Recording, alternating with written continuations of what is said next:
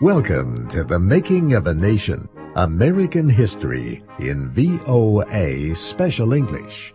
I'm Steve Ember. This week in our series, we tell the story of the 38th President of the United States. Mr. Chief Justice, my dear friends, my fellow Americans, the oath that I have taken is the same oath that was taken by George Washington and by every president under the Constitution. But I assume the presidency under extraordinary circumstances never before experienced by Americans. Gerald Ford was sworn into office on August 9, 1974. Ford was vice president to Richard Nixon, who had announced the day before that he would resign. If Nixon had not resigned, he might have been removed from office. Congress had been moving to charge him with corruption in the Watergate case. At his swearing-in ceremony, the new president spoke about the nation's future. My fellow Americans, our long national nightmare is over. Our Constitution works. Our great republic is a government of laws and not of men. Here, the people rule. He went on to say, as we bind up the internal wounds of Watergate, more painful and more poisonous than those of foreign wars, let us restore the golden rule to our political process, and let brotherly love purge our hearts of suspicion and of hate. Gerald Ford became the only leader in American history to have served both as vice president and president without being elected. Richard Nixon chose him as vice president in October 1973.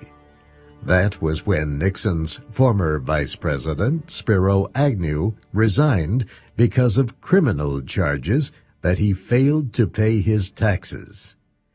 When Nixon himself resigned, Ford became president. Ford was a longtime congressman from the state of Michigan. He was well liked by his congressional colleagues.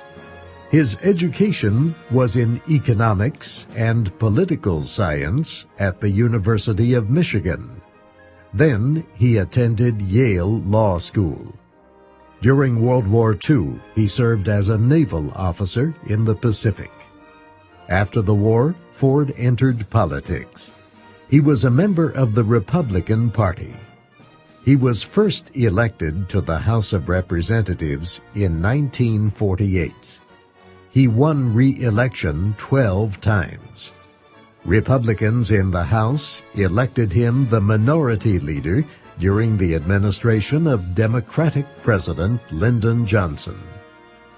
Ford was still minority leader when Richard Nixon, a fellow Republican, was elected president in 1968. In his leadership position, Ford helped win approval of a number of Nixon's proposals. He became known for his strong loyalty to the president. It was no surprise then when Nixon named Ford as vice president. Gerald Ford was an accidental president. He came to office in a sudden turn of events. Almost as suddenly, he had to decide what to do about the former president. After Nixon left office, he could have been charged with crimes for his part in covering up the events of Watergate. Instead, 1 month after Nixon resigned, President Ford settled the question. He pardoned Nixon for any crimes that he might have committed. The pardoning of Nixon made many Americans angry. Some believed he should have been put on trial. They thought he might have answered more questions about Watergate if he had not been pardoned. Ford said he pardoned Nixon in an effort to unite the country. For a while, though, the pardon only seemed to intensify the divisions. And I wondered whether anybody had brought to your attention the fact that the Constitution specifically states that even though somebody is impeached, that person shall nonetheless be liable to punishment according to law. In October 1974, President Ford appeared before a congressional hearing on the pardon. He gave a strong response to questioning by Democratic Representative Elizabeth Holtzman. Mrs. Holtzman, I was fully cognizant of the fact that the President, on resignation, was accountable for any criminal charges. But I would like to say that the reason I gave the pardon was not as to Mr. Nixon himself. I repeat, and I repeat with emphasis, the purpose of the pardon was to try and get the United States, the Congress, the President, and the American people focusing on the serious problems we have both at home and abroad.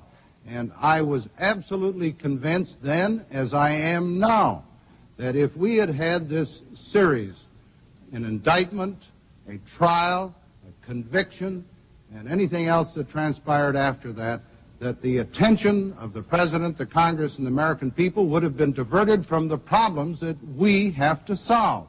And that was the principal reason for my granting of the pardon.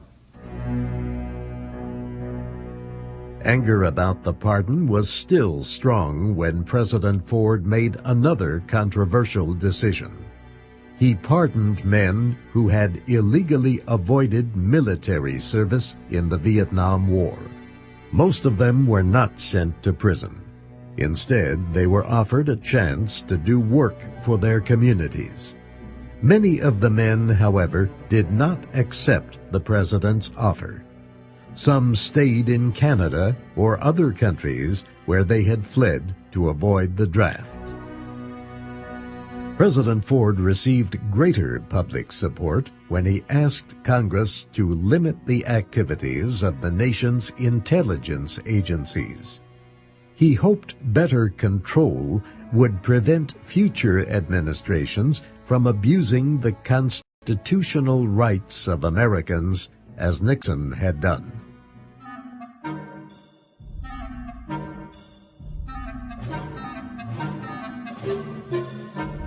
On another issue, Ford, while serving as vice president, had described inflation as America's public enemy number one. He had supported several measures to fight it. As president, however, an economic recession forced him to cancel some of those measures. Inflation decreased during the recession, but unemployment increased.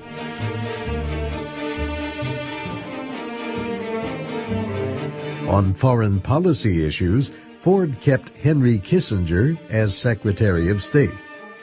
Kissinger had won much praise for his service to Richard Nixon, including in the opening of diplomatic ties with Communist China. But Kissinger had also received much criticism. Critics accused him of interfering with civil liberties in the name of national security. They also accused him of supporting the overthrow of the Marxist government of Salvador Allende in Chile. By the time Ford became president, the United States and the Soviet Union had taken steps to try to limit the spread of nuclear weapons. Nixon and Soviet leader Leonid Brezhnev had signed two such agreements as part of the détente policy to ease Cold War tensions. Relations with China were also less tense than before. American policy in Southeast Asia, however, had failed. Involvement in the Vietnam War had officially ended the year before Gerald Ford became president. But fighting continued between South Vietnam and communist forces from the north. The peace agreement, signed by the United States and North Vietnam in 1973, left South Vietnam to defend itself. By 1975, South Vietnamese forces were clearly in danger of defeat. President Ford tried to prevent a communist takeover. He asked Congress to approve $700 million in military aid for South Vietnam. Congress said no. The American people were tired of paying for the war.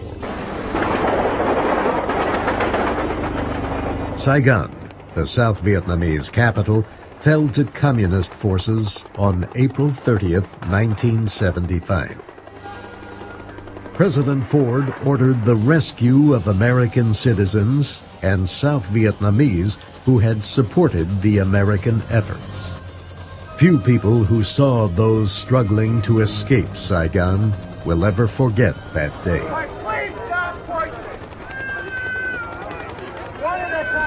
Terrified Vietnamese were screaming for help at the American embassy.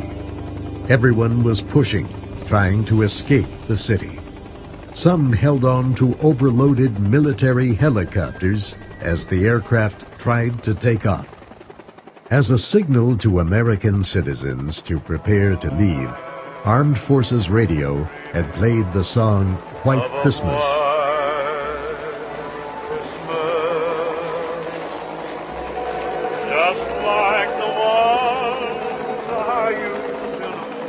Some were to go to an apartment building where a helicopter would pick them up from the roof. But other people also tried to get onto the helicopter, a scene captured in a famous news photo of the fall of Saigon.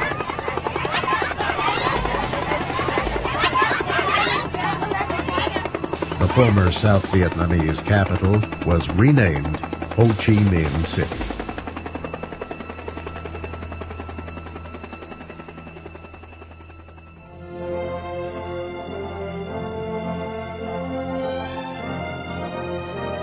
In the Middle East, Henry Kissinger led negotiations after the 1973 Arab-Israeli War. Israel agreed to give up some captured territory.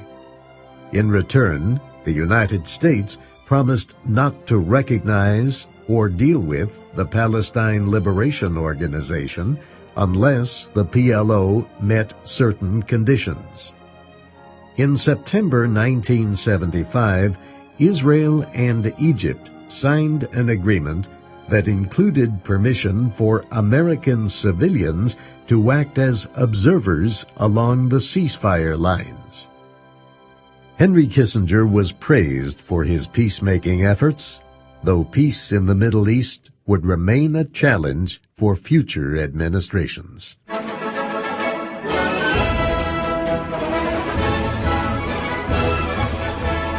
At home, things seemed better as the presidential election campaign of 1976 began. That year marked the nation's 200th birthday. The United States was not fighting any wars. Unemployment remained high, but inflation had eased. Most importantly, Gerald Ford had led the country through the difficult period after Watergate. The 1976 election will be our story next week.